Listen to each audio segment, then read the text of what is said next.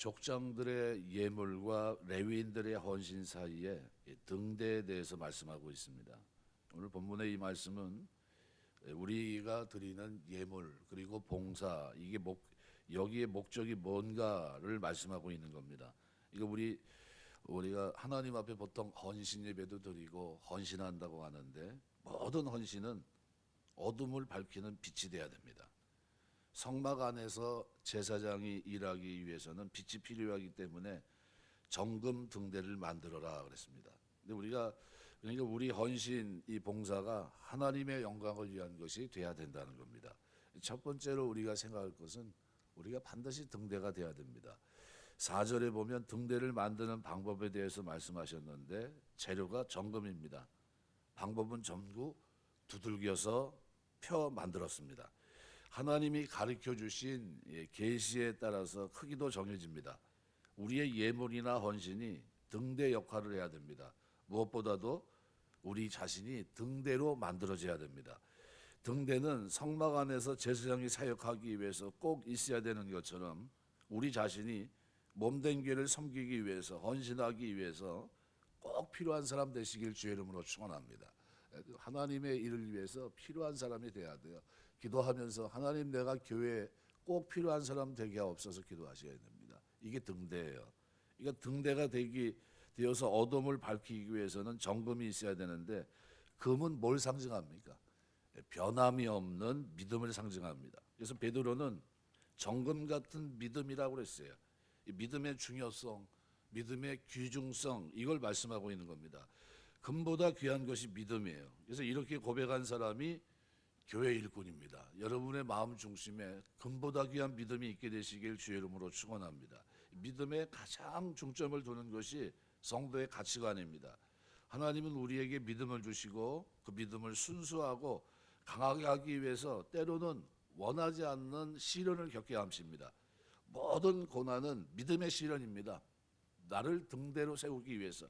그러니까 이 믿음을 더하기 위해서 고난을 주셨는데 고난 없이 믿음의 등대가 되지 못합니다. 쇠를 자르기 위해서는 강철이 돼야 됩니다. 강철이 되기 위해서는 무게가 1톤 이상 되는 해머가 공중에서 내리칩니다. 물에 넣었다 꺼내는 이런 것을 반복하면서 계속해서 때려요. 쇠 금이 갑니다. 금이 간 부분을 갈아서 없애고 또 불에 들어가서 또 때려서 그렇게 만들어지는 것이 강철입니다. 욥은 나의 가는 길을 오직 누가 하나님이 아신다 그랬어요. 나를 단련하신 후에는 내가 정금같이 나올 것이라고 고백합니다. 욥은 이 순금의 등대, 이 정금의 등대로 만들어지는 고난의 의미를 깨달았던 겁니다. 그래서 욥기서 23장 10절 보면 그러나 내가 가는 길을 그가 아시나니 그가 나를 단련하신 후에는 그 다음에 내가 뭐가 됩니까? 내가 정금같이 되어 나오리라 그랬어요. 등대입니다. 등대. 쓰시기에 합당한 사람. 그러니까 나의 고난 반드시 필요합니다. 정금의 등대를 만들기 위해서 나의 고난이 필요한 겁니다. 이 고난이 지나면 나는 정금의 등대가 돼서 하나님의 성전에서 쓰임받는 사람이 될 겁니다. 모세는 자기에게 계시하신 말씀대로 등대를 만들었다고 그랬습니다. 말씀의 순종을 의미하는 겁니다. 우리가 하나님의 교회에서 등대 되시길 주의 이름으로 축원합니다. 꼭 필요한 사람이 돼야 돼요. 기도하면서 하나님의 교회에 유익한 사람 되기, 하나님의 복음의 역사를 위해서 하나님 유익한 사람이 되게 하옵소서. 두 번째는 등대 불을 켜야 됩니다. 아론이 등대 위에 등잔불을 켰는데 등대만 있으면 안 됩니다. 불을 밝혀야 됩니다. 주님은 너희는 세상의 빛이다 그랬어요. 이같이 너희 빛을 사람 앞에 비추게 하여 저희로 너희 착한 행실을 보고 하늘에 계신 너희 아버지께 영광을 돌리게 하라 그랬습니다. 마태복음 5장 16절, 요한복음 8장 12절. 나는 세상의 빛이니 나를 따르는 자는 어둠에 다니지 아니하고 생명의 빛을 얻으리라. 누가복음 8장 16절. 사람이 등불을 켜서 말 아래나 평상 아래 두지 아니하고 등경 위에 두는 것이 아니냐 그랬습니다. 이 등불은 말 아래 곡물을 담는 그릇, 이게 말입니다. 또 평상 아래 이 침대를 말합니다. 이 등경은 뭡니까? 집에서 가장 높은 부분인 그곳에 등불을 다는 것이 맞다는 겁니다. 그러니까 등불은 높은 곳에 있어야 됩니다. 등불은 켜서 따로 있는 거예요. 그러니까 우리가 빛의 사명을 감당하기 위해서는 따로 있어야 됩니다.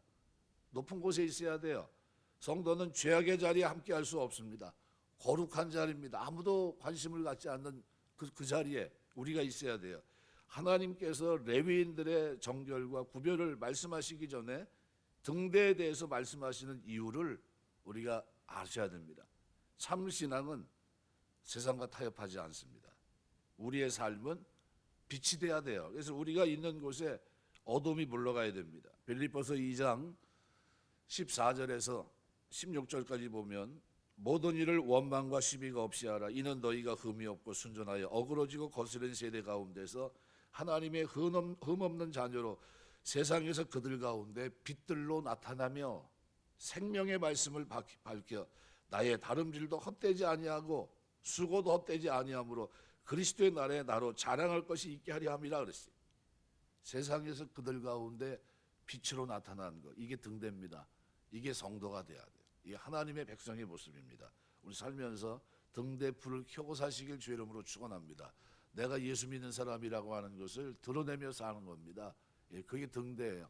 아, 저렇게 살아야 되는구나. 하나의 빛이 돼야 되는 겁니다. 어둠이 아니라 같이 불 끄고 있으면요, 누가 누군지 모릅니다. 예, 완전히 달라져야 돼요. 세 번째, 우리는 이 등대 앞에서 우리는 등대 앞으로 이 빛을 비춰야 됩니다. 등자는 등대 앞으로 비추게 하라. 그래서 아론은 이 등불을 등대 앞으로 비추도록 했습니다.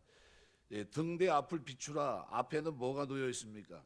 진설병이 놓여 있는 떡상이 있습니다. 떡상. 이건 성막에 보면 떡상인데 떡상을 비추게 하라. 떡상은 누굴 상징합니까? 생명의 떡이신 예수 그리스도를 상징합니다. 우리의 살아가는 모든 삶이 누구를? 예수 그리스도를 드러내는 겁니다. 그러니까 레위인이 성막 봉사에 앞서서 하나님이 등대대에 말씀하신 의도가 무엇인지를 우리가 알아야 됩니다. 진정한 헌신, 진정한 섬김, 예물은 예수 그리스도를 존귀케 하는 것과 연결돼 있어야 된다는 겁니다. 만약 우리가 드리는 예물이나 헌신, 섬김이 내 자신을 나타내거나 내 자신을 과시하거나 자기 이름을 높이려고 하면 그것은 예물과 헌신이 못 됩니다. 우리 헌신이 그리스도를 비추고 예수 그리스도를 존귀하게 하고 예수 그리스도가 증거돼야 된다는 거예요. 여러분의 삶에 이런 축복이 있게 되시길 주의 이름으로 축원합니다. 사도행전 16장 18절에 보면 바울이 전도 중에 귀신 들린 점치는 여자를 만나게 됐는데 여자가 소리를 크게 지르면서 이렇게 얘기합니다. 이 사람은 지극히 높으신 하나님의 종으로 구원의 길을 너희에게 전하는 자다. 한번 얘기하고 가면 좋을 텐데 계속해서 여러 날을 칭찬하면서 누굴 높이고 있습니까? 사도 바울을 계속 높여줍니다. 사도 바울이 그래, 네가 날 아는구나. 그리고 자기를 으쓱거리면서 자기를 높여 그러지 않았습니다. 바울의 반응이 뭐냐면 심히 괴로워했다 그랬어요. 사단이 나를 어떻게 격동하면서 나를 계속 높이는구나. 우리 자신에 관심을 주고 사람을 높여줄 때 그것은 사단이 올가미를 씌우는 겁니다. 누굴 쳐다본 거예요? 하나님을 바라보고 있었던 겁니다. 바울이 안전뱅이를 고쳐줬는데 사람들이 이것을 보고 신이 강림했다고 하면서 제사장이 동네 사람과 함께 소를 가지고 와서 제물을 바울 일행에게 바치려고 합니다. 바울과 바나바가 옷을 찢고 무리에게 말합니다. 사도행전 14장 15절 보니까 여러분이 어찌하여 이러한 일을 하느냐? 우리도 너희와 같은 성정을 가진 사람이라 너희에게 복음을 전하는 것은 이 헛된 일을 버리고 천지와 바다와 그 가운데 만유를 주시고 살아계신 하나님께로 돌아오라 함이라 그랬어요. 주목하지 말라는 거예요. 하나님을 내가 얘기하려고 이 일이 일어난 거지 나를 보지 말라는 겁니다. 베드로와 요한이 기도 시간에 성전에 올라가다가 나면서 안전뱅이 된 사람을 고쳐줄 때 사람들이 놀라서 모여듭니다. 이때 베드로가 뭐라고 얘기합니까? 우리가 이 사람을 낫게 한 것처럼 당신들은 왜 우리를 주목합니까? 우리 주목하지 말라는 거예요. 이것은 너희가 십자가에 못 박혀 죽인 예수 그리스도의 능력이라고 고백합니다. 그리스도만 하나님의 영광만 드러내는 여러분 되시길 주의 이름으로 축원합니다. 이 하나님 백성이에요. 이 등대는요 빛을 비춰서 뭐야? 진설병 떡상 그걸 드러내는 겁니다. 그걸 비추는 겁니다. 사사기 8장 23절 22절 말씀에 보면 기드온이 300용사를 거느리고 미디안과 싸웠습니다. 그리고 이겨요. 말이 안 되죠. 13만 5천이라는 엄청난 그 군대 이깁니다. 근데 돌아올 때 백성들이 너무 기뻐서 환영하면서 당신과 당신의 아들과 당신의 손자가 우리를 다스려 달라고 청합니다. 왕이 돼 달라 이런 얘기예요. 그런데 기드온이 그 말을 듣고 이렇게 대답합니다. 내가 당신들을 다스리지 아니하고 내 아들이 다스리지 아니하고 오직 여호와 하나님이 너희를 다스릴 것이다 그랬어요. 나는 종이란 거예요. 아무것도 아니라는 겁니다. 하나님이 하신 거지 나는 쓰임 받았을 뿐이다라는 거예요. 이 의식이 굉장히 중요합니다. 등대가 있어도 기름이 없으면 불을 켤 수 없듯이 무엇인가 우리가 남보다 더 가진 것이 있고 또 헌신되게 된다면 그것은 내 능력, 내 것이 아니라 주님의 은혜, 주님께서 주신 것이기 때문에 주님께 모든 것을 비출 수 있게 해야 돼요. 먹든지 마시든지 무엇을 하든지 다 하나님의 영광을 위해 하라 그랬어요. 내 것이 아니에요. 은혜가 은혜되게 돼야 됩니다. 은혜가 먼저 있고 그 안에 나의 수고도 있고 나의 예물도 있고 나의 봉사와 헌신도 그 속에 있는 겁니다. 고린도서 15장 10절 나의 다 된 것은 하나님의 은혜로 되었다 그랬어요. 우리가 이 땅에 살면서 주님 증거하며 사시길 주의 이름으로 축원합니다. 내 삶을 통해 드러내야 될 부분은 누굽니까? 하나님이세요. 나를 아시고 부르신 그분, 나를 위해 독생자까지 아끼지 않고 내어놓으신 그분을 드러내야 돼요. 그래서 바울은 뭘 강조합니까? 계속 내가 잘하는 것이 아무것도 없고 오직 예수 그리스도의 십자가 이걸 내가 자랑한다고 그랬어요. 그 십자가가 없었다면 내가 오늘 어떤 사람이 됐겠냐는 게 그 십자가로 말미암아 내 인생이 이렇게 변했고 십자가로 말미암아 하나님의 영광의 도구가 되고 종으로 사는 그 삶에 최선의 만족을 가졌던 사람이 바로 사도 바울입니다. 여러분의 헌신이 그렇게 돼야 돼요. 사나 죽으나 그리스도를 존귀케 하겠다 이런 바울처럼 예수 그리스도를 나타내고 십자가를 자랑하는 진짜 하나님이 기대했던 시대의 등대가 되시길 주의 이름으로 축원합니다. 지중해를 사이에 두고 유럽 대륙과 마주보고 있는 알렉산드리아 이 당시의 지중해 일대 중심 도시가 바로 그것이었는데 무엇보다 주위의 나라들로부터 침략을 위협을 전혀 받지 않고 살았습니다. 이유는 그 항구 바로 앞에 떠 있는 파로스 섬의 등대 때문입니다. 등대 높이가 200m입니다. 200m. 여러분 옛날에 200m 하면 어마어마한 거죠. 근데 이 200m나 되는 등대이고 등대 꼭대기에 있는 커다란 거울에는 반사되는 빛이 35마일까지 떨어진 곳까지 볼 수 있고 바다에 떠 있는 배들의 길잡이가 되어줍니다. 적의 침략을 일찌감치 알 수 있었고요. 위급할 때는 거울에 반사된 이 햇빛 때문에 바다에 떠 있는 배를 비추면 배도 태웠다고 합니다. 이 파로스 등대 때문에 알렉산드리아는 1000년이 넘는 동안 적들의 침략을 받지 않고 지중해 중심 도시로 자리했던 겁니다. 7세기 무렵 이 알렉산드리아 바다 건너편에는 콘스탄티노플이라는 도시가 이제 생기게 됐는데 이 경쟁하려고 했지만 경쟁이 안 됩니다. 그러던 어느 날 이상한 소문이 돕니다. 파로스 등대 밑에 이집트 왕이 금은 보화가 숨겨져 묻혀 있다 이렇게 소문이 났어요. 이 소문에 황제 칼리프가 망설이다가 등대를 무너뜨리고 금을 캐내다가 했지만 등대 무너뜨리고 캐봐야 아무것도 없었습니다. 다시 세우려고 했는데 세울 수가 없어요. 그 이후에 지중해 중심 도시는 바뀝니다. 알렉산드리아에서 콘스탄티노플로 바뀝니다. 후에 알게 된 사실은 콘스탄티노플 이 황제가 헛소문을 퍼뜨려서 그렇게 됐던 거예요. 헛소문을 조심했어야 되는데 결국은 금과 은 세상의 물질 따라 등대 본질을 잊어버리면 후의 삶을 삽니다. 등대는요 그 밑에 뭐가 파져 있다 할지라도 등대는 등대입니다. 역사학자 아놀드 토인비가 그런 얘기를 합니다. 그래도 아직 세상에는 소망이 있는데 그것은 기독교인이 있기 때문이다 이렇게 얘기했어요. 무슨 얘기입니까?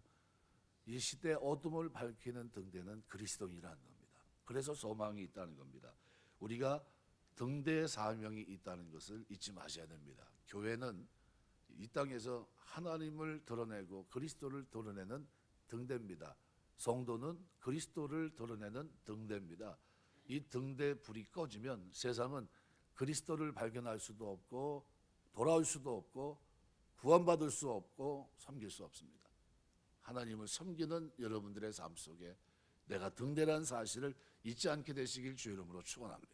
그래서 오늘 본문 말씀은요, 족장들의 예물 앞에 있는 12족장이 그저 계속해서 하루에 한 사람씩 드렸잖아요. 그런데 레위인들의 헌신 그 사이에 등대에 대해서 얘기했던 겁니다. 말씀 맺겠습니다. 왜 이렇게 얘기했는지 이 말을 들으면서 오늘 우리가 기도할 제목이 있다면, 하나님 등대가 그냥 만들어지는 것이 아니라 고난을 통과하면서 하나님이 쓰시고자 하는 등대가 되어지는 것처럼, 내가 이 고난을 통과하면서 정금보다도 순금보다도 더한 믿음의 사람, 아주 순전한 믿음의 사람으로 이 땅에 다시 태어날 수 있도록 나를 어떻게 만들어 주옵소서.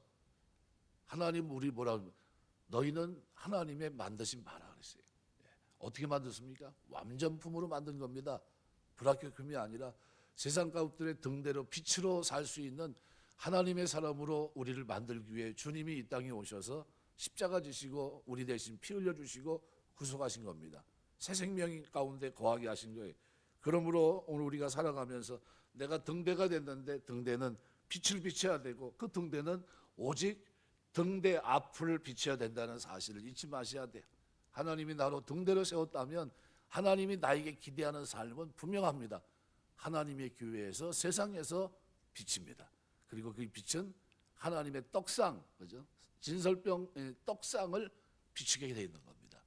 그리스도를 높이고 하나님을 높이며 사는, 이것이 진정한 신앙의 모습이에요. 이 모습이 저와 여러분의 삶 속에 늘 충만해서 살아가는 동안 하나님 앞에 정금과도 같은 믿음으로 하나님 그리스도를 드러내고 하나님 영광에 사는 여러분의 삶이 되시길 주의 이름으로 축원합니다. 기도하겠습니다.